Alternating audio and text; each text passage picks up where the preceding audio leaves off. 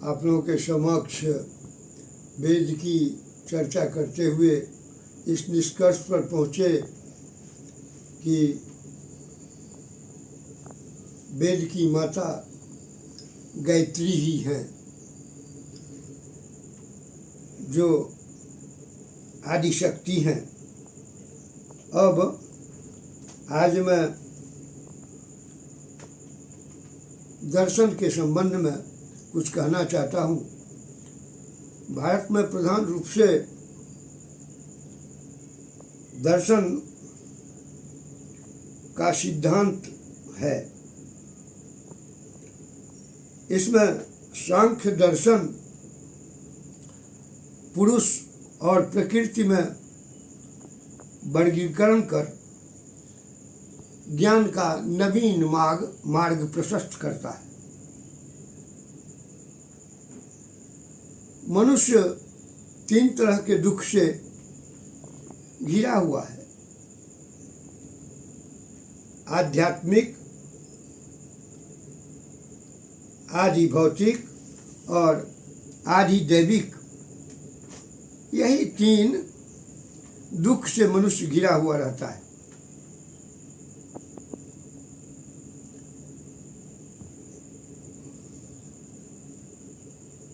दुख का कारण भी यही है। अब सवाल उठता है कि उसका निवारण कैसे होगा। यह भारतीय संस्कृति के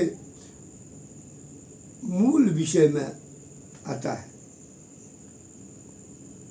सभी दर्शन अलग अलग ढंग से इस प्रश्न सबका जवाब देता है। ज्यादातर दर्शन ये मानता है दुख सबका असली कारण संसार के विषय में अज्ञानता है। अज्ञान मात्र को दूर करना हम लोगों के दुख की निवृत्ति होती है। भारत में प्राचीन काल से 6 दर्शन थे।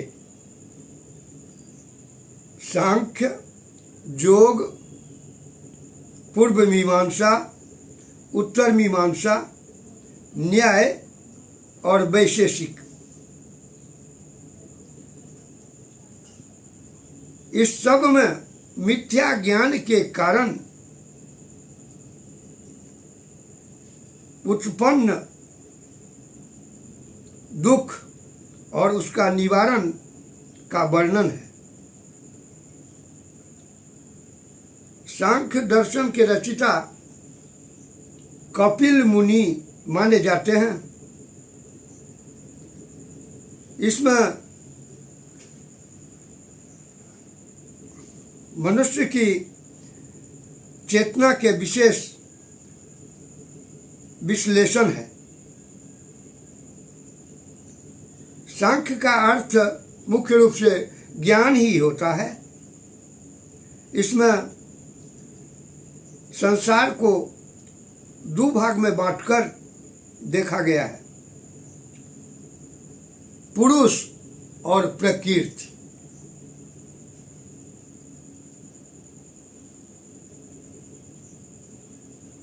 दुख का कारण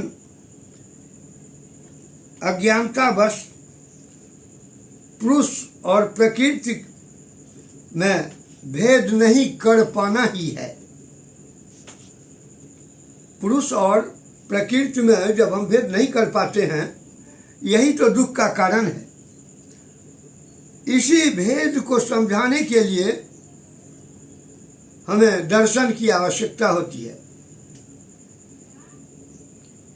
पुरुष और प्रकृति, प्र और कृति के संयोग से पुरुष और प्रकृति बना है, प्रकृति बना है। पुरुष और प्रकृति प्र और कृति के संयोग से प्रकृति बना है, जिसका अर्थ होता है प्रकर्ष। प्र का अर्थ प्रकर्ष और कृति का अर्थ होता है निर्माण करना। इसमें मूल तत्व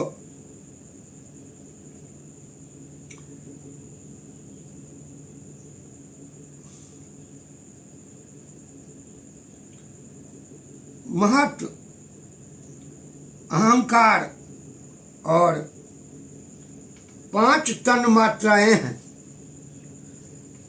पहला शब्द तन्मात्र है, दूसरा स्पर्श तन्मात्र है, तीसरा रूप तन्मात्र है, चौथा रस तन्मात्र है और 5वां गंध तन्मात्र। यही सब मिलकर 8 तत्व होता है। प्रधान तत्व मूल प्रकृति है, जिसको 3 गुण सत्व, रज और तम है। यही तीनों गुण से सामंजस्य मात्र को मूल प्रकृति कहते हैं। इसको सात्विक, राजस और तामस भी कह सकते हैं। पुरुष के संयोग मात्र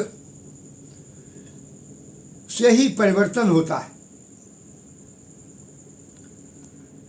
इससे आगे कल मैं बताऊंगा। आज इतना ही। जय जय श्री सीताराम। चलो काटो।